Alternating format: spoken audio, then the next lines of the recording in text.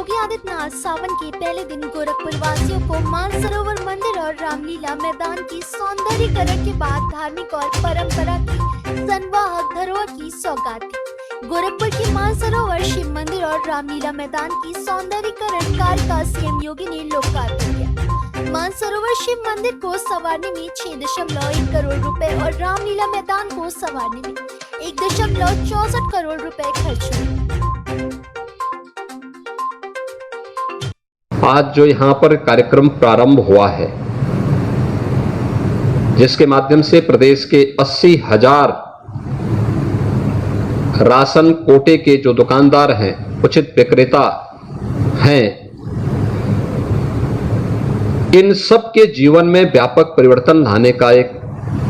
अभियान है। उत्तर प्रदेश देश की आबादी का सबसे बड़ा प्रदेश है और इस प्रदेश में 15 करोड़ लोग ऐसे हैं जो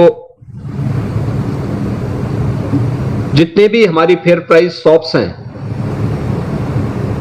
उचित दर के इन विक्रेताओं से ही अपना खाद्यान्न प्राप्त करते हैं। फ्री में या सस्ते में उन्हें खाद्यान्न प्राप्त होता है, लेकिन उस सब के बावजूद बहुत बार उचित दर विक्रेता के जो हमारे कोटेदार थे, उन सबको लोग बड़ी हेद से देखते थे। आपके बारे में लोगों की सोच में परिवर्तन हो, इसके लिए आदरणीय प्रधानमंत्री जी की प्रेरणा से पूरे देश के अंदर तकनीक का अधिकाधिक उपयोग हो, इस पर अभियान प्रारंभ हुआ। 2017 के पहले ये उत्तर प्रदेश के लिए एक सपना था, लेकिन क्योंकि 80,000 राशन कोटे की दुकान हमारे पास थी, क्या यह संभव हो पाएगा कि 80,000 राशन कोटे की दुकान में हम एक समय सीमा के अंदर ई-पॉस मशीन लगा लें? उस समय कुछ राशन कोटे के दुकानदारों ने विरोध भी किया, लेकिन आपने देखा होगा कि आपने समयबद्ध ढंग से इस कार्यक्रम को आगे बढ़ाया और उसका परिणाम क्या रहा कि 3 वर्ष के अंदर ही कोरोना महामारी के आगमन के साथ जब आपने प्रदेश के 15 करोड़ लोगों को राशन की सुविधा देना प्रारंभ किया, तो उस समय आपके सामने कोई संकट नहीं आया। और आज मैं कह सकता हूं कि उत्तर प्रदेश के अंदर 80,000 राशन कोटेदारों ने उचित विक्रेता, उचित दर के जो विक्रेता थे, इन लोगों ने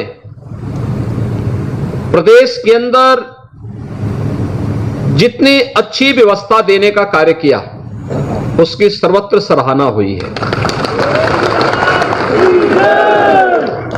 सौभाग्यशाली आप इसलिए भी हैं, हमारे भारत की परंपरा में, सनातन धर्म की परंपरा में अन्न को ब्रह्म माना गया है और अन्नदान सबसे बड़ा दान माना गया है। प्रत्यक्ष या अप्रत्यक्ष रूप से आप उस दान के हकदार बन जाते हैं। पैसा सरकार दे रही है, पैसा सरकार दे रही है, सुविधा सरकार दे रही है, लेकिन वह अन्न आपके माध्यम से गरीबों तक पहुंच पाता है।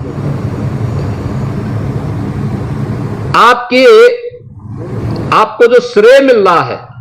उस श्रेय को ही ध्यान में रख करके हमारे माननीय सांसद ने कहा था कि देखिए हम भी इस कोटेदार के साथ जुड़ना चाहते हैं, और इसीलिए उन्होंने कहा कि देखिए आपका जो लाभांश प्रति क्विंटल जो 70 रुपया था, वह बढ़ा करके अब 90 रुपया हो रहा है। और यही नहीं, एक तो लाभांश आपका बढ़ रहा है और दूसरा सीएससी की सुविधा आपको प्राप्त हो रही है। आपके दुकान के माध्यम से आप थोड़ी सी ट्रेनिंग ले लेंगे, आपको वहां पर ई स्टैम्प की सुविधा की बिक्री की भी सुविधा उपलब्ध करा सकते हैं।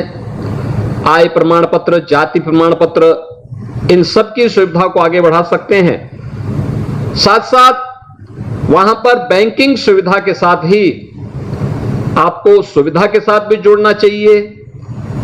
जिससे लोगों का लेन देन के कार्यक्रम को बैंकों के साथ जब एमओयू आगे बढ़ेगा तो ये कार्यक्रम और अच्छे ढंग से आगे बढ़ पाएगा कि लोगों को बैंकों में न जाना पड़े, आपकी दुकान में ही पैसा जमा हो और आपका पैसा आप उस पैसे को वहां बैंक में वापस जमा करेंगे, लेन देन जो हो वहां पर हो और फिर वह बैंक के माध्यम से बैंक में आप स्वयं उस व्यवस्था को बैंक स्वयं आपके माध्यम से। इस खबर में बस इतना ही।